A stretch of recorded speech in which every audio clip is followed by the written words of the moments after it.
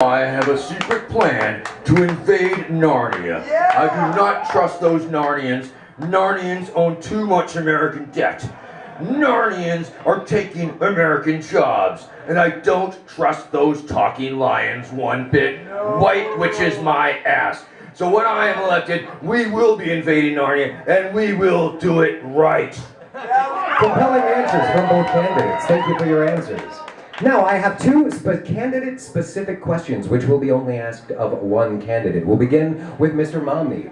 Mr. Momney, you have stated your support for a constitutional amendment requiring any candidate for president to have worked for at least 3 years in business in the private sector. Absolutely. Why did you select a running mate that does not qualify for president under the standards you would like to see imposed on future candidates? But Shill, that's not true.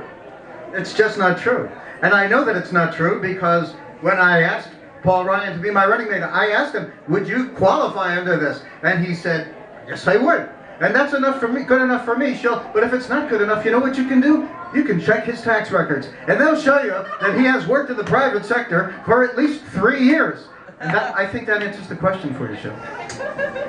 I'll let the jury be out on that particular answer. But we'll move along to Mr. Supreme. Mr. Supreme, you are running on a platform that embraces some of the most cutting-edge science of any candidate in this nation's history.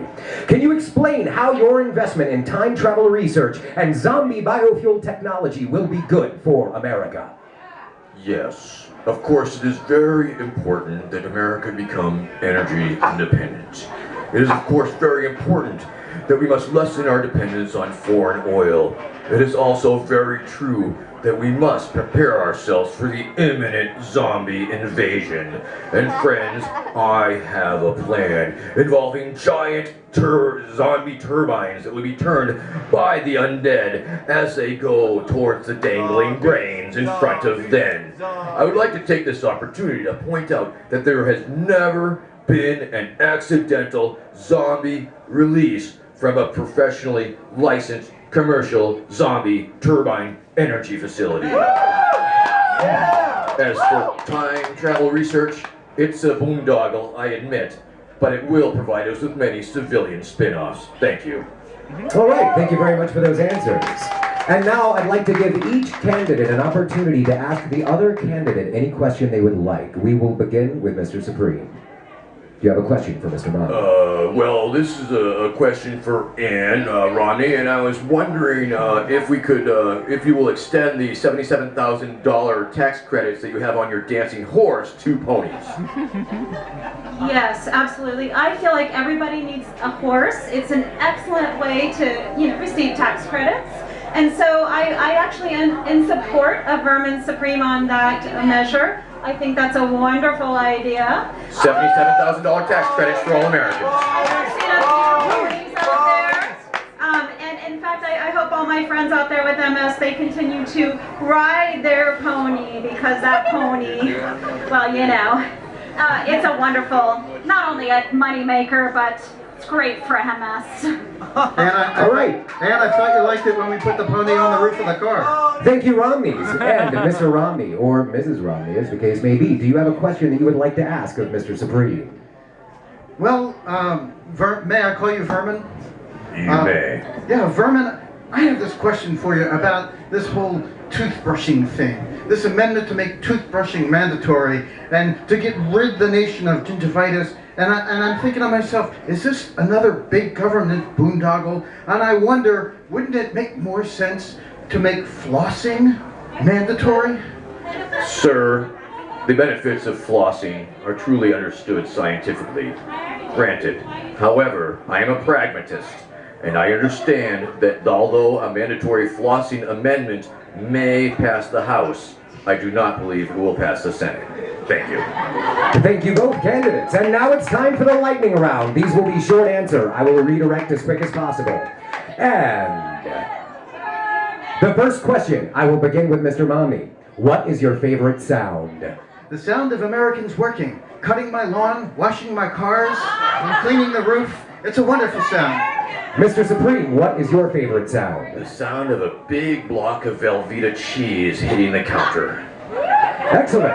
Now, the next question in the lightning round is, what sound do you hate, Mr. Supreme?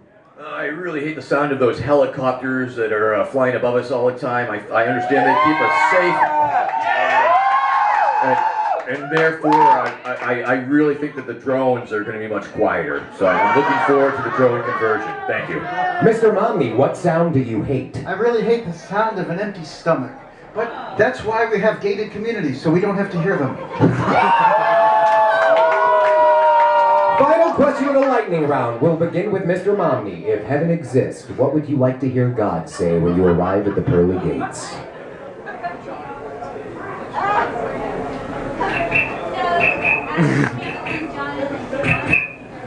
Do you have an answer, Mr. Momney? If heaven exists, what would you like God to say when you arrive at the pearly gates? All right, I think we got our answer. Mr. Supreme, if heaven exists, what would you like to hear God say when you arrive at the pearly gates? I suspect that I would hear something along the lines of, "Gee, Vermin, sorry, you just missed Mitt Romney. I kicked him downstairs." I don't know, ladies and gentlemen, this debate seems awfully close to call. I might have to call it a tie, but in the good old spirit... Wait. What? Wait. Shit. Wait, no. You haven't asked me the question. In the spirit of the American way, I think we're going to have to settle this the old-fashioned way with a good old throwdown. Gentlemen, go at it!